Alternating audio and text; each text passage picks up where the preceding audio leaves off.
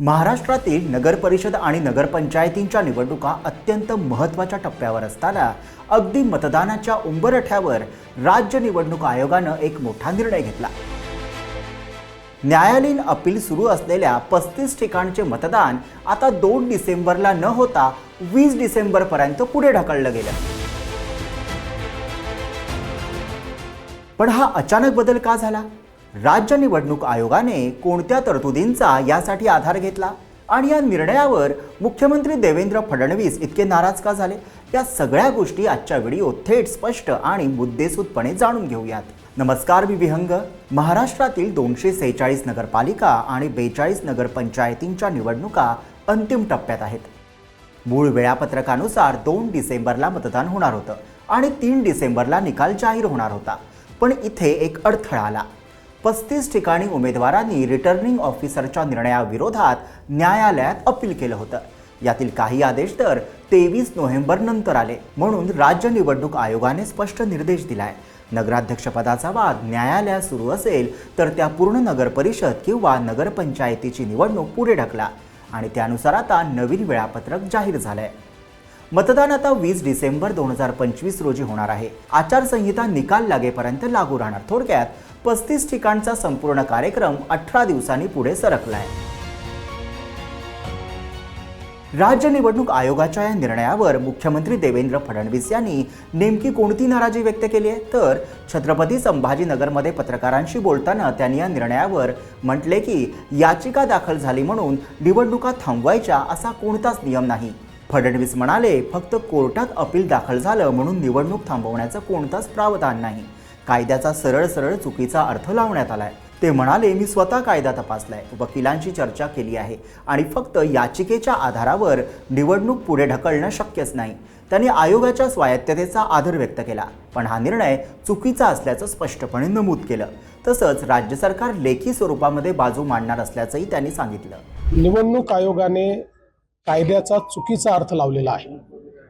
या निवडणुका रद्द करणं हे अत्यंत चुकीचं आहे। कुठला कायदा निवडणूक आयोग काढताय, कुठला कोणाचा सल्ला निवडणूक आयोग घेताय याची मला कल्पना नाही। आम्ही या संदर्भातलं एक रिप्रेझेंटेशन निवडणूक आयोगाला निश्चितपणे देऊ। तर मग या प्रकरणात राज्य निवडणूक आयोगाचे नेमके काय अधिकार आहेत ते पाहूया। संविधानातील कलम 243 नुसार राज्य निवडणूक आयोग हे पूर्णपणे स्वायत्त प्राधिकरण आहे।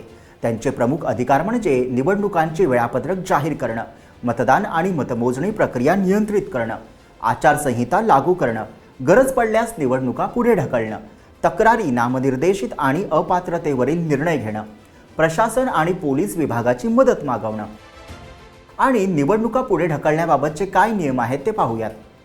डिलिमिटेशन प्रलंबित असल्यास निवडणूक पुढे ढकलता येते। आरक्षणासंदर्भातील विवाद निर्माण झाल्यास, उदाहरणार्थ ओबीसी, एससी, एसटी किंवा महिला आरक्षित प्रभागासंदर्भातील वाद असू शकतो। न्यायालयीन स्थगिती किंवा प्रकरण प्रलंबित असल्यास निवडणूक पुढे ढकलता येते। मतदार याद्यांमधील गंभीर त्रुटी असल्यास, तसंच प्रशासकीय विलंबामुळे राज्य निवडणूक आयोगाला माहिती न मिळाल्यास सुद्धा निवडणूक पुढे ढकलण्यात येते। पूर, महामारी, चक्रीवादळ यासारख्या आपत्तीच्या वेळी किंवा कायद्यातील किंवा सुरक्षेतील गंभीर वाद निर्माण झाला असेल तरीही निवडणुका पुढे ढकलता येतात। निवडणूक प्रक्रियेचा नियम भंग झाला, तसेच राज्य लोकसभा निवडणुकांच्या वेळापत्रकादरम्यान नेमकी स्थानिक स्वराज्य निवडणुका येत असतील तरीही निवडणुका पुढे ढकलता येतात। संविधानानुसार निवडणुकीत विलंब झाल्यास तो तात्पुरताच असावा, अनिश्चित काळासाठी नाही, असं नमूद करण्यात आलंय। तर या 35 नगर परिषदांच्या ठिकाणी कायम केलेला स्थगितीचा नियम मग नेमका कोणता? तर या प्रकरणात राज्य निवडणूक आयोगानं न्यायालयीन अपील आणि नगराध्यक्ष पदाचा प्रलंबित आदेश हा मुद्दा लागू केलाय। राज्य निवडणूक आयोगाच्या अधिकारातील हा तिसरा महत्त्वाचा आधार आहे। राज्यातील स्थानिक स्वराज्य निवडणुकींच्या पार्श्वभूमीवर 35 ठिकाणी मतदान पुढे ढकलण्याचा राज्य निवडणूक आयोगाचा निर्णय आणि त्यावर व्यक्त झालेली राजकीय नाराजी या दोन्ही गोष्टींमुळे परिस्थिती अधिक गुंतागुंतीची झाली आहे। एकीकडे न्यायालयातील अपील, आदेश आणि कायदेशीर प्रक्रिया, तर दुसरीकडे निवडणुकांचं वेळापत्रक, प्रचाराचा खर्च आणि उमेदवारांवरील ताण या सगळ्यांचा समतोल साधणं राज्य निवडणूक आयोगासमोर मोठं आव्हान आहे। राज्य निवडणूक आयोगाने घेतलेला निर्णय कायद्याच्या चौकटीत कितपत बसतो आणि राज्य सरकारने सादरीकरण केल्यानंतर त्यावर काय परिणाम घडतो हे पुढील काही दिवसात स्पष्ट होईलच. तर हा व्हिडिओ तुम्हाला कसा वाटला ते कमेंटमध्ये नक्की लिहा. विषय आवडला असेल तर लाईक करा, शेअर करा आणि आमच्या YouTube चॅनलला सबस्क्राईब करा.